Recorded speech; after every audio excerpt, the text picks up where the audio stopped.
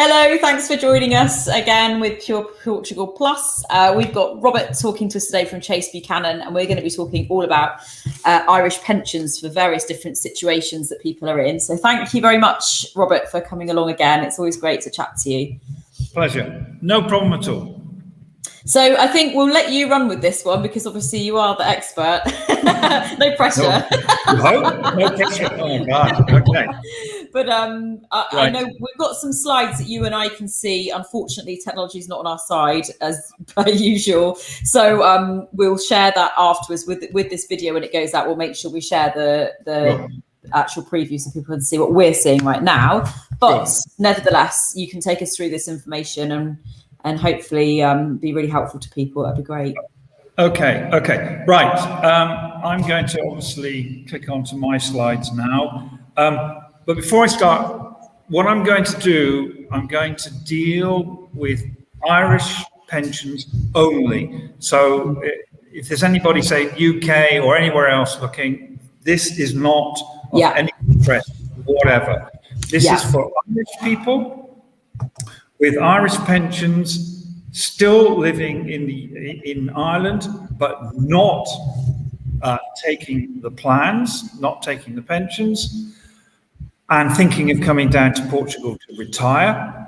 And then secondly, I'll deal with Irish people with Irish pensions living in Portugal, but have taken the plans. Okay. So at first sight, it's a little bit confusing, but hopefully it will become a little bit clearer. Okay. Right. So off we go. Now, the first thing people have got to take on board is that if you're coming down here to retire, you're moving to a new country. Now that means new systems, new rules, new taxes. Mm-hmm. And that in turn affects the way pensions are utilised. So in Ireland, for example, let's be very simplistic, they may take system A, but in Portugal, the same plans are really system D, E, F, and G, completely different because local conditions are different, local laws are different, and one must adapt. It's as simple as that. Now, there are two main types of Irish pensions. There's what is called a defined benefit, and there's also one called a defined contribution. Okay. Now, a defined benefit is effectively what I would call a works pension. So, in other words, your employer provides a pension based on your salary and years of service. And when you get to retirement, you take a pension and a lump sum. Mm-hmm. That pension is then usually increased annually, and then, unfortunately, at the day of judgment, there is widow's pension in addition, sometimes dependents. Okay, that is what is called, I would call it, a final salary scheme. Okay. Now, a defined contribution scheme is a completely different animal. The way to think about a defined contribution scheme is just an empty box. That's it. Just think upon it as a box. And all that happens is that the employer and the employee put money into it, it's invested, builds up a pot, a big fund, and then from that fund, pension and cash are taken.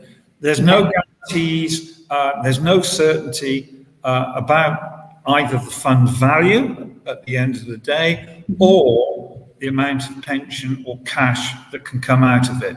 So people listening will be able to identify themselves and their plans with one of either final salary or defined contribution. Some people may have two because they've worked for, say, 2, 3, or 4 different people and had different pensions. So that's the background. Now, the next thing to consider is what are the standard scheme conditions of Irish plans. Now, the first one is that retirement age is normally 60 or 65, but you can come out at 55 with the employer's consent. Mm-hmm. If you want to retire early, you can, but you're going to need consent. And the problem is your pension will be reduced. So let's take a normal retirement age of 65. If you want to retire at 55, the pension is calculated at 55. But because it's 10 years before normal retirement, that pension at 55, get this, can be reduced by as much as 30%, Wow. maybe even 50%. So whilst you can come out early, there are problems. Issues. Yeah, that's a big price. Yeah. Oh, massive. That's basically copying UK schemes. That's a very common feature. Yeah. The next one is if you've got a large fund over 2 million euros, you will have to pay tax on the excess. Mm-hmm. If you take tax-free cash, the maximum you can take in Ireland is 200,000, and you then have to pay more tax on the excess. And the maximum in percentage terms would be 25% of the fund value. Mm-hmm. Now, Irish income tax. If you come down here with your final salary scheme, you will not have to pay Irish tax on that pension. Okay. You will pay Portuguese tax. Mm-hmm. Okay? But here's the thing. If you have a defined contribution scheme and you take what is known as the ARF, it's an approved retirement fund, Mm-hmm. and basically from that fund, you take an income, and get this, it will always be taxed in Ireland, Right. even if you are resident in Portugal. Okay. It's a massive point. Yeah. Yeah. So Yeah. increases on your pension, on the final salary, yes, but believe it not, usually the scheme, the pension is increased by CPI, and it's been on average 0.5 of 1% for the last 5 years in Ireland. 0.5 of 1% per annum. Mm-hmm. Wow, pretty dismal. Yeah. To say the least. But it's not even keeping up with inflation, really. No. Very difficult to say. But with a defined contribution, you can basically fix the pension, but there's no automatic annual increase in it. Okay. Death benefits, as I said earlier, basically what happens is that on the death of the plan holder, usually the spouse will get 50% of that pension at the date of death. The control of the individual into particularly a final salary scheme, little to none, very, very small. Maybe not much on a defined contribution either, but in either case, the input for the member is not great. Okay. So those are standard Irish pension scheme features. Mm-hmm. Now, here's the problem with Irish plans. For the defined contribution scheme, this is where it gets tricky, and I'm pretty sure that listeners and watchers from Ireland will know this. On a defined contribution scheme, the first 63,500 euros of the plan must go to what is called an approved minimum retirement fund. Okay. However, if you've got more than 12,700 pension income, you can avoid it. But the Irish state pension really these days doesn't kick in until about 67. Mm-hmm. So if people are retiring down here before 67, they may have to find themselves putting 63,500 into what is called the AMRF. Now, the problem with the AMRF is that the maximum income you can take from it is 4% of the fund value, and that is fixed from 61 to 75, age 75. There is nothing you can do about it. So it's a real straitjacket. Yeah. Now, if you've got more than 12,700 euros of pension income, you can then go straight to what is called the approved retirement fund. Utterly confusing. It is. It really is. But then the minimum levels of income, they do rise. It goes from 4 to 5 to 6%, depending on your age. Now, here's another thing about the approved retirement fund. If you actually buy one, you have an approved retirement fund, you will pay tax on a withdrawal even if you don't take it. It's what is called imputed distribution. So if you have your approved retirement fund but are not taking a withdrawal, you will be taxed on it. Okay. So you take nothing, you've got to pay tax. Sounds like a good deal to me, but anyway. They always find a way. Oh, absolutely. Now, here's a couple of vital points for people in Ireland who are thinking of coming to retire down here in Portugal. Now, if you wait until you get here and take tax-free cash from your Irish plan, it will be subject to Portuguese income tax. Okay. So if you take a lump sum of let's say 25%, let's supposing it's 25,000, 30,000 or whatever it is, there will be Portuguese income tax to pay. And the minimum you'll get away with is 10%. Okay. Okay. Yeah. So the critical thing here is if you are coming down to Portugal to retire and live, the obvious thing is to take the cash from your Irish pension before you move to Portugal.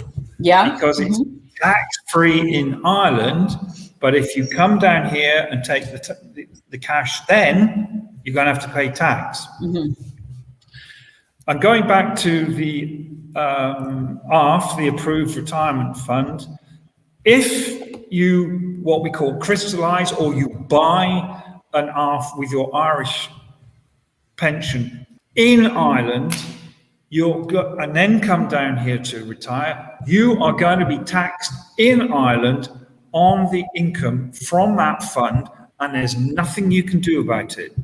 Okay. Crazy. Okay. You can't. So these are really things people have got to know about in advance, because once you've done this, I'm assuming it's tough luck, isn't it? There's nothing, you can't change your mind on it. That's a very good point. I'm coming to that right at the end. That's a very, very good point. Okay. Now, if you're in the approved retirement fund, that's it. You're absolutely stuck with it. You can't avoid paying the Irish tax. You can't reclaim it. So the critical point here is consider the tax-free cash, take it in Ireland, and secondly, think about avoiding or planning for the approved retirement fund where you have to pay tax on that income in Portugal. Yeah. Sorry, in Ireland whilst you're in Portugal. Yeah. Right. Yeah. So those are features of Irish plans if you have them and then you take them when you get down here. So what's the option? The option is to consider a transfer to an EU plan called an Ielts. It's a pan-European pension plan, and it's based on European Union directives. So it's legal, it's valid throughout the whole of the EU.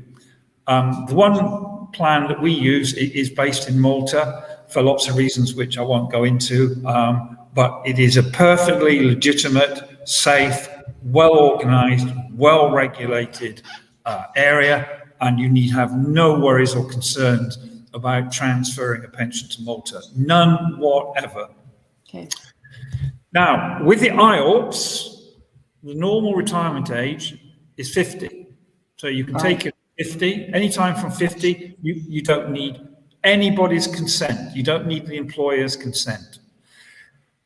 Early retirement pensions, if you remember, I spoke earlier, say at 55, in a standard Irish plan, there could be penalties. With the Ielts from 50, no penalties. It's a crazy difference, isn't it? It's unbelievable. Oh, and it gets worse. It gets worse. If you remember, there was a limit on the fund value in Ireland of 2 million euros, over which you pay tax. There is none whatever with the Ielts. Yeah. So if your Ielts fund is 2.5 million, 3 million, or whatever it is, you do not pay any tax on the excess. Okay. Tax-free cash, if you remember, Irish schemes are usually 25%. The Ielts is 30% of the fund. So there's an immediate boost in cash, should you wish. There's no size limit on the amount of cash. So with the Irish plans, if you remember, it was 200,000, and then there's tax to pay on the excess. Ielts, no such thing. So if your tax-free cash from the Ielts at 30% is, let's say, 300,000, that's what you get. No tax deducted. No income tax deducted in Malta from any withdrawals that you take from the Ielts. If you remember, with the ARF, the Approved Retirement Fund, you're going to have to pay income tax in Ireland, even though you're living in Portugal. If you have the Ielts, there's no tax deducted in Malta, you pay it in Portugal. Yeah. Of course, the beautiful thing there is it could well be massively tax favorable for you to do that. Yeah. You can vary the income. So in other words, if you remember, the annual increase on the Irish pensions is to a degree linked to CPI. With the Ielts, there's no such link, there's no such thing. You can vary it, increase it, decrease it, up it, down it, do what you like. Now, maybe a significant point with the Ielts is that after 3 years of having the plan, you can take extra cash out of the fund. This simply cannot be done with any Irish plan. It simply cannot be done. It's a little bit long and involved. I won't go into all the details, but basically what it means is that after 3 years, if you want another lump sum, you can get it. You have to pay tax on it eventually, but that facility is available. Okay. And another significant point, the last one is always a bit morbid. If you remember, the widow's pension on a lot of Irish plans is 50% of pension at the partner's death. With the Ielts, the pension to the survivor in the vast majority of cases would be the same as it was before death. So that's just seems so much more reasonable as well, doesn't it? I mean, it does seem quite unfair that, you know, somebody's worked their entire life and then 50% of it's gone just because they've died. You know, absolutely. That seems far more reasonable to be. Absolutely. And the other thing with death benefits, there's effectively a choice. the widow or the partner can elect to take a full pension, right, or a lower pension and a lump sum. But then, more importantly, it goes downwards to the dependents.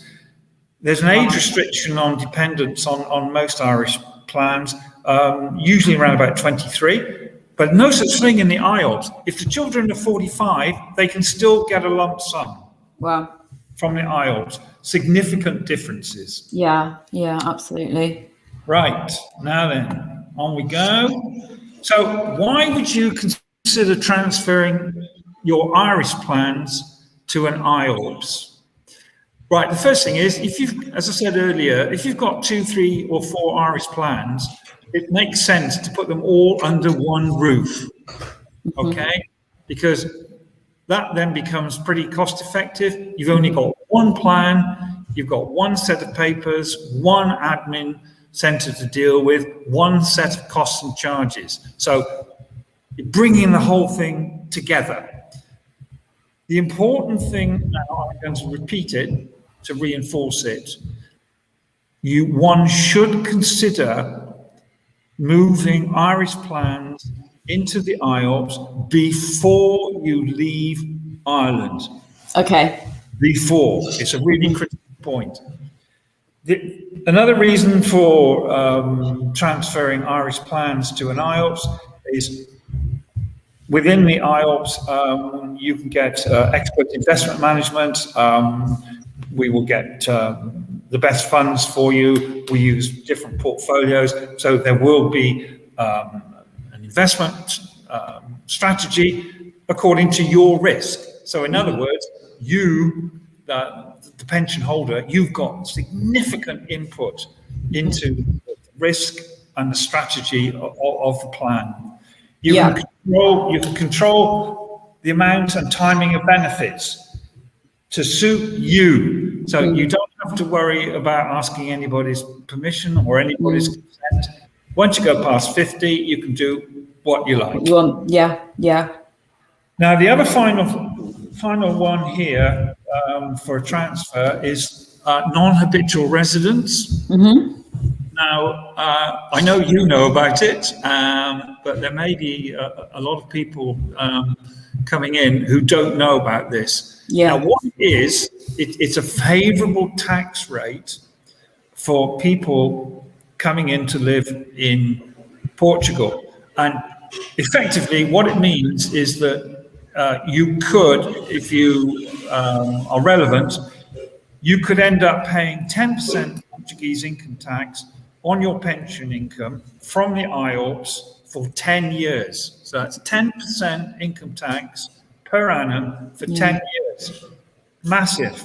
Now, if you compare that with the ARF, if you have the ARF whilst you're in Portugal, you are still going to have to pay Irish tax at your marginal rates, even if you're living in Portugal. It's crazy. So people really need to think hard about this, because once they're here and they start to take Irish pensions, it's a problem. Right. Absolutely. Right. So that's basically for people who are living in Ireland with plans not taken and thinking about coming down here to retire. Now, I'm going to deal now with the second category. Now, for those who are already here and taking Irish pensions, it falls again into two categories: those with final salary scheme and those with defined contribution. Now, if the pension is a final salary scheme, you can only keep it as it is. It will be taxed in Portugal, double taxation agreement. So there's nothing you can do about it, but it's all good because you will get taxed in Portugal. If the pension is a defined contribution scheme, okay, and you've already got it, it's a big problem, because once you've got it, you're stuck with it. Right. Okay. The Irish revenue do not recognise income from the ARF as a pension. Yeah. So therefore, it does not qualify under the double taxation agreement. So any withdrawal from the ARF is always taxed in Ireland. Yeah. Okay. However, you can reconstruct an ARF, but it's very fiddly, and it will result in a reduction of Irish income tax. But it is quite a long, drawn-out process, and I have to say, in all honesty, the actual savings may not be great, but it is worth considering that.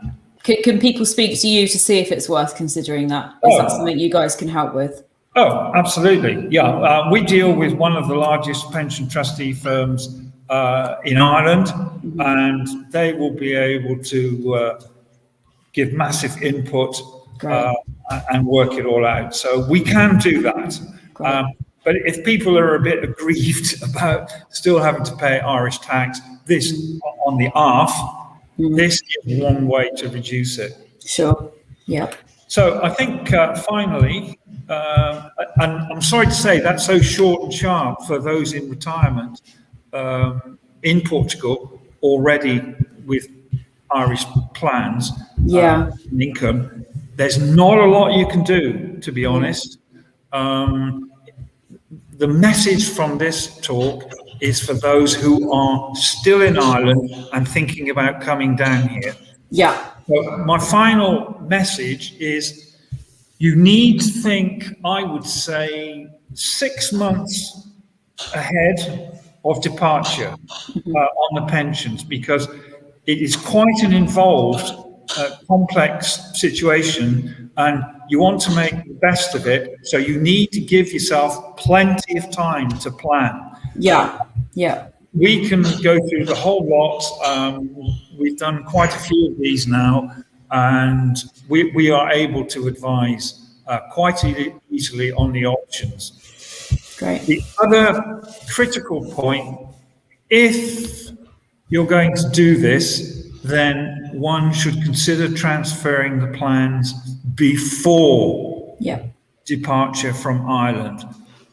In that way, you would eventually retain the tax-free cash. You would qualify for 10% tax and all the benefits that the Ielts give. So it's quite a big exercise, this, and I think it's bigger than most people think. You know, it's not a question of saying, right, well, we're going to go and live in Portugal, let's get on a plane and go. There's a lot more to it than that. And really, the more time that you can spend on it before you come to Portugal, the better the result. Yes, sure. Yeah. Well, hopefully, I think by getting this out, that's the point really, isn't it? Is that by getting this out to many people who are still in the process of considering moving, you know, we all know that moving to Portugal takes a long time. It's not just an overnight decision anyway. So this is just something to be putting in there ahead with many of the other things you've got to be really seriously considering about. You know, if you're about to put your house on the market, things like that, now is the time to be adding that into the list, isn't it, really, I suppose? Oh, absolutely. My own view here is that I think the interest and the inquiries for people coming down here to live, I think, are getting more. I think for sure. There's a greater number who are, interested in coming down here. But as I said before, it's not a question of, right, let's get on the plane and go. There's a lot of planning. And as you say, quite rightly, there's a lot of aspects. There's a lot of different issues you've got to consider. And one of them, if after the property purchase or whatever, probably the biggest issue is the pension, because that's going to be the source of income. It's your stability, isn't it? Your future stability, absolutely. Yeah. Absolutely. So the more time you can give to that aspect of planning, the better. And we are here to help. We will advise, we will give input, because people, rightly or wrongly, do not have intimate, fixed, detailed knowledge of Irish pensions, or certainly how they're affected by coming down to Portugal. Yeah. So you've got to know both aspects. And as I said, we're here to help. Well, and to help you do. I mean, certainly all of the other videos we've done so far, I know have helped lots of people and been really informative. And I'm sure that this will at least get some brains ticking and possibly have a slight panic attack for some people at the same time. But yeah, thank you so much for being so helpful as always and sharing this sort of info. It's a pleasure. Sorry, just to repeat it, but this is not an easy subject. There are a lot of twists and turns in it, and all I'm suggesting is that people who are considering coming down here make as many inquiries as possible before they make the big jump. That's really my message. So get in touch with you guys, really, isn't it? And at least see what the lie of the land is, and then people can make informed choices from there. Absolutely. Yeah. In this case, stitching time's going to say 99. Yeah, exactly. For sure. Well, I'll make sure, as usual, we'll put your contact details in the post when we share this video, so people can get hold of you. I know Alex is in the Pure Portugal Plus group as well, and he's really great at if people ask questions, he'll make sure he responds. So for sure, we'll make sure that people can get hold of you if they want to chat to you a bit more about this. So thank you ever so much. As always, Robert, it really is great to have a chat with you about things like this. Okay, that's great. Well, thanks for asking me to do it. I really appreciate it. Not at all. Next time we may well beat the technology or fifth time lucky or something like that. You never know. Oh dear. Never mind. We must struggle on. We battle on anyway, exactly. Thanks ever so much again. It's really lovely to have a chat with you today. Pleasure. Till next time. Bye now. Yeah, bye-bye now.